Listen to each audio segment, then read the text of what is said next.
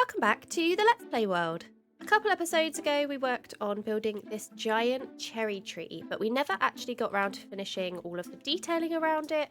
There's a bunch of things that I want to add around in this area, so I think that's what we're going to work on today. But before we get started on too many details, I want to add a couple extra branches onto the tree.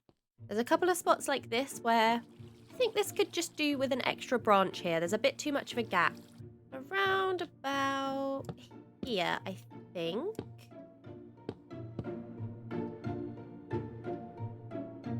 And we also have the same problem over on this side, so I'm going to add maybe a slightly bigger branch on this side. Maybe here is a good place for the branch to come out.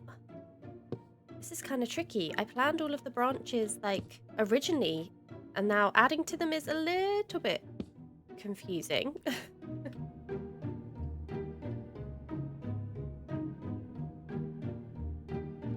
Okay, there we go. We have an extra branch in there.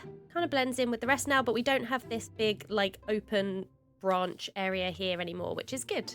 And lastly, I think I do want to add an extra branch right in the middle, in the top here, because there's kind of just like a big open gap in the middle, and it looks a bit odd. So I'm thinking maybe right about here.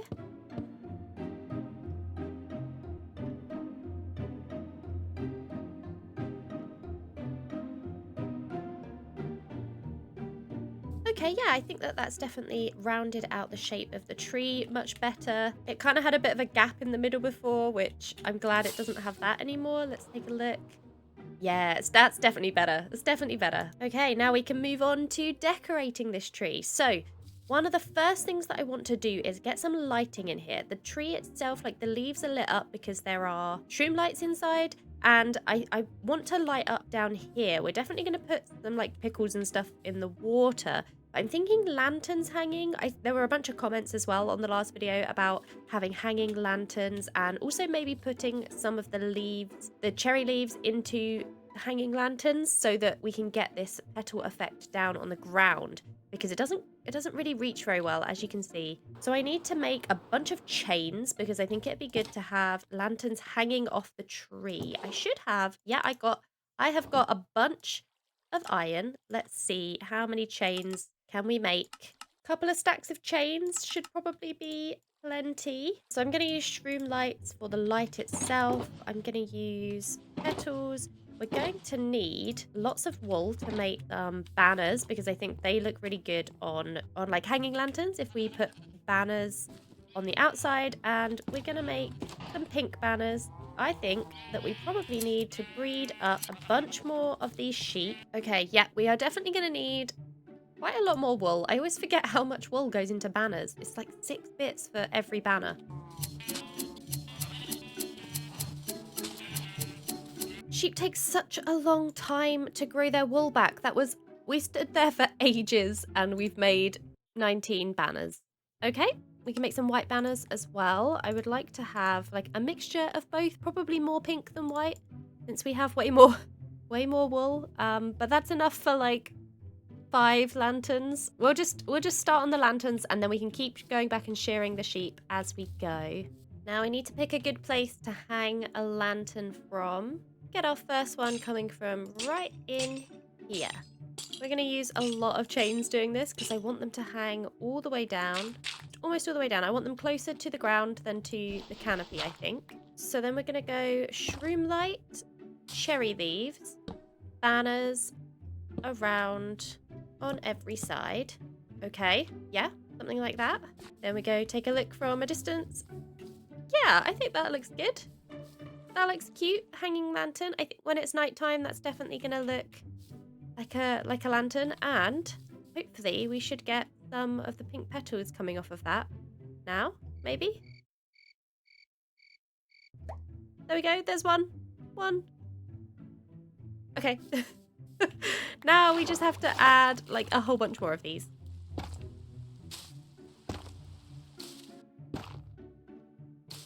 Then for the white ones, we're going to go with the spore blossom underneath, and then with the white banner. I'm just going to have a couple of these to sprinkle in the spore blossom particles as well.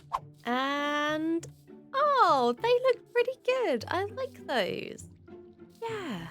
Yeah, they look good. I like the lanterns. I'm just trying to figure out if I need more, if that's the right amount of lanterns. There's a bit of a gap here. I think that's the right amount. I've tried to get them at like different heights. I think that's working and sort of spaced out evenly.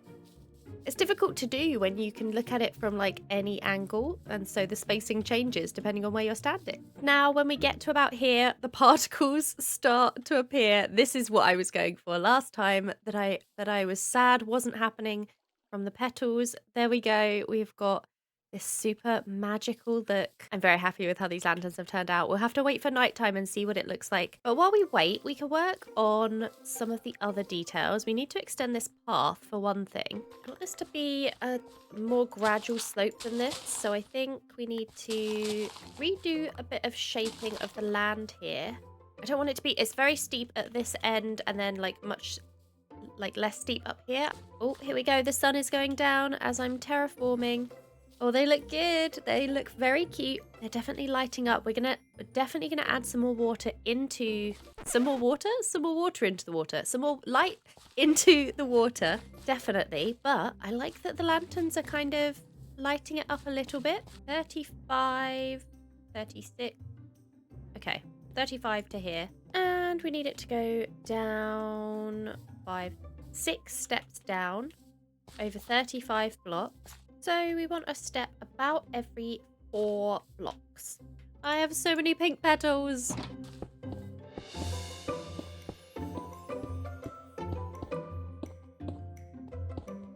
Okay, I need to figure out how to end this path down by the water, but I think this is looking good. And I have all of this dirt again. So one of the things that I want to put in the water is coral. I think it'll look really good with some coral in the water here.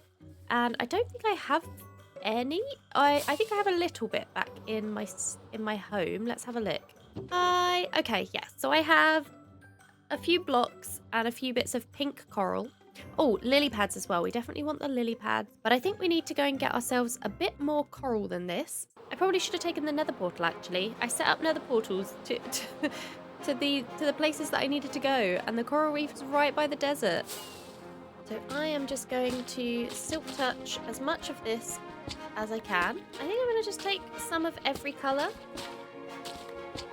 We can have a bit of a rainbow mixture of everything. I need more of these tall ones, the ones that are sticking up. There's lots of these around. There's not as many of the taller, like, tree ones. There's so many pufferfish here. There's so many pufferfish. Oh my goodness. I'm staying away from them. No, thank you. Okay, I think we have plenty. It's nighttime. Oh, let's go see if we can find the nether portal. There it is. It's right by the coral reef. I should have just taken the nether portal here. Now, I think the plan is that I'm going to do this in like a really rainbow way. And we're going to have just like clusters of every different color. Yeah, we just have like little patches like that, and then I'll also cover it in the other bits of coral. And I'm sort of putting this into the ground a bit because I know that once I add the coral onto the top, it's going to stick up. And then we go back in and we add a bunch of different colors of these in here as well. Something like that, I think looks good. Don't want to add too much in the water though, because I want it to still be, I don't want to overwhelm the whole pond with just coral everywhere, because we're going to add some other things as well. While I was collecting the coral, I was thinking about what I wanted to do with the rest of this pathway. And so I'm thinking, because we're going for kind of like a ruined look with this path, and with the tree is supposed to have been here for like a really long time, and this path was here as well a long time ago, thinking we have the path kind of continue underwater and then almost like circle around the tree, but like not actually around this tree, around kind of where the tree maybe used to be before it grew so big. And then we'll have to make like a lot of this path be sort of crumbling. I'm just using a lot of mossy stuff here because I think that works with, it's been underwater for a long time. So I want the shape of it to be actually perfectly circular, as if it was built here in a perfect circle before, but over time obviously it has gotten worn away. Yeah, so the shape will be circular, but what is actually here is not going to look very tidy And it's also not central on the tree because the tree's kind of grown up and just sort of spread out from where it's supposed to have been originally contained by this path. And now it no longer is. That bit's going to be totally covered there. And I'll also put in like some stairs as well, as if some of it's very ruined. Basically, we're just going for a very ruined look. We have a bit of a path. This path continues. It comes all the way down and then it like vanishes into the water, and you can kind of see where like this old path used to go around where the tree was, and then the tree has grown out and it's just overtaken the path, and this path is like completely just not usable anymore. But I think you can kind of see where this used to be a path maybe that would go around the tree that people would have been able to use before the tree has just overgrown. On this side it's like totally covered the path because the tree is not centered to the path, even though I tried to make it centered to the path when I built it.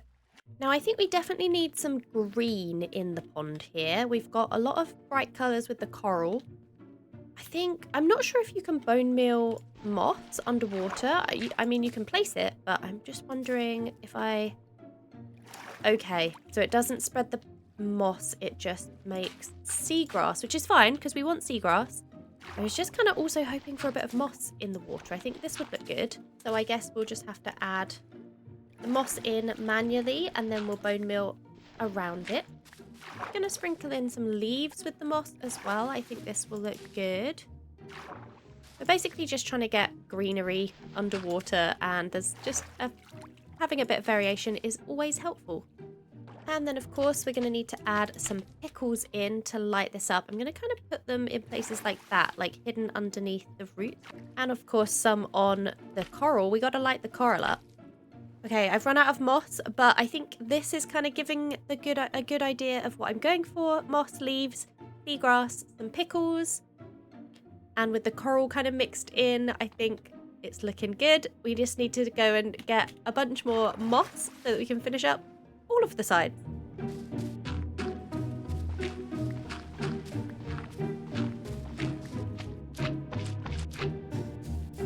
Okay, I think our pond is very almost finished. We got lighting, we got greenery, we got coral, we got our path coming down. I also want to add a bunch of lily pads all over the surface here. And something that I've seen a few people do is using the pink coral on top of a trapdoor so that it's attached to the water still, and surround it with lily pads, and it looks like a lily flower. And I think that looks really cute. So I'm going to do a few of those around as well. Oh, they look so cute. Oh my gosh, look at the lily pads. I'm going to have to fly and take a look. Oh my gosh, they look so cute. Well, this is definitely starting to look like the magical tree that I had in mind. We've also got this little pond area. Just if we follow the river up here, I've got like a little mini pond over here where the waterfall's coming down. So I might also gonna add a bit of greenery in over here as well, and some pickles. And I'm gonna do another one of these lily pads in the middle here. This is the easiest way I've found of putting the trapdoors down. There we go. We'll do a lily in here. That's very cute. I love it. I love it. Okay, I've got 2 more trapdoors. Where else can we put lilies? I'm obsessed with these lilies now. Let's maybe put one up here somewhere. Oh, I know where we can put them. Up by the nether portal. This pond up here is perfect. We have to have a lily up here. Is there going to be space here? Oh, we have kelp down here as well. We should definitely put some kelp in the tree pond. I've come over here and I'm getting ideas for the tree pond that we're working on. Yep. Little lily there, and then maybe one up here somewhere as well. Wow, we ran out of lily pads very quickly. And we're just adding some kelp over here that I've just been reminded that kelp exists. I really think that this is the key to getting good detailing in your Minecraft builds, is just have a whole bunch of variation. Find things that are like similar. Like seagrass and kelp are so similar, but just having a bit of both really makes a big difference to kind of the detail that is going on here. I may have gotten a little bit carried away and bone mealed and sea pickled all of the rivers that are in the valley now. So hopefully, obviously, we can't really bone meal or put things where they're like waterfalls, but all of the rivers themselves have got bone meal and some sea pickles, and I think it's all fitting nicely with the lighting in this area. The other thing that I did, if we come down here, I've made kind of a little stepping stone path across up onto the root of the tree up, and I'm thinking maybe here we've got like a bunch of space inside. It's where we tried to put some leaves and a spore blossom for particles, but we've got this space on the inside that I think we should do something with. This is not really helping. We had 3 spore blossoms in here. None of this is really spreading outside. So, oh, why do I have so much?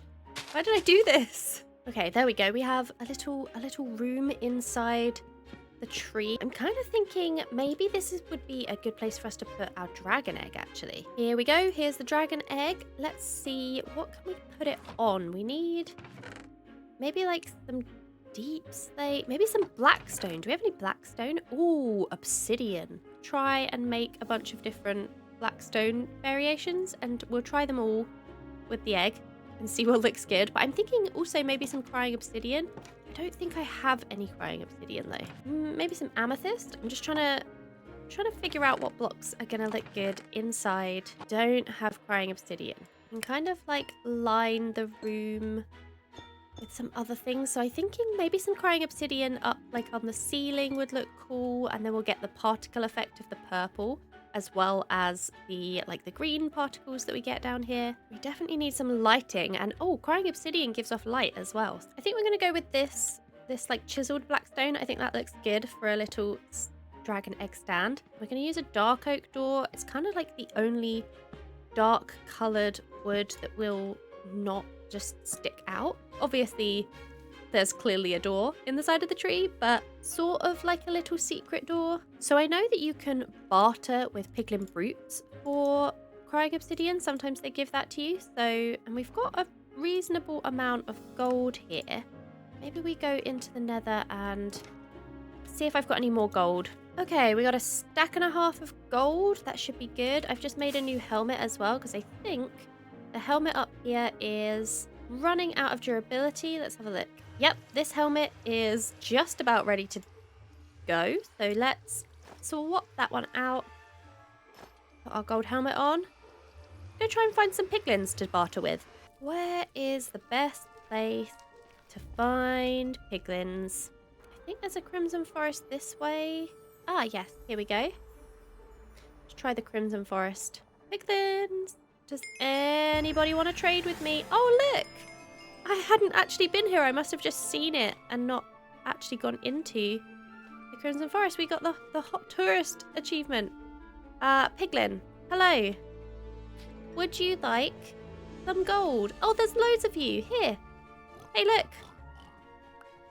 Look, you don't have to share. Look, you can all have some gold. Ooh, fire charge. Crying obsidian. Oh, perfect. That was exactly what I was hoping for. I mean, I might as well just give them all of this gold, see what I can come up with. I've not really ever done bartering with piglins before. This is just the funniest thing. These guys give us some like reasonably good stuff, actually. I should probably try and do this more like earlier in the game. It's pretty good for like early game if you have any gold. Well, we actually have got a pretty good selection of things. We got plenty of crying obsidian. We got 10 fire charges. Maybe we'll try and make some fireworks. Now we can just add the crying obsidian into this room. Oh no. I misplaced it and it takes ages to mine. Okay, that wasn't too bad. I know a lot of people don't really like the crying obsidian, but I actually think it's really cool. And it's giving us these like drippy purple particle effects added with the green particle effects that we're getting in here as well.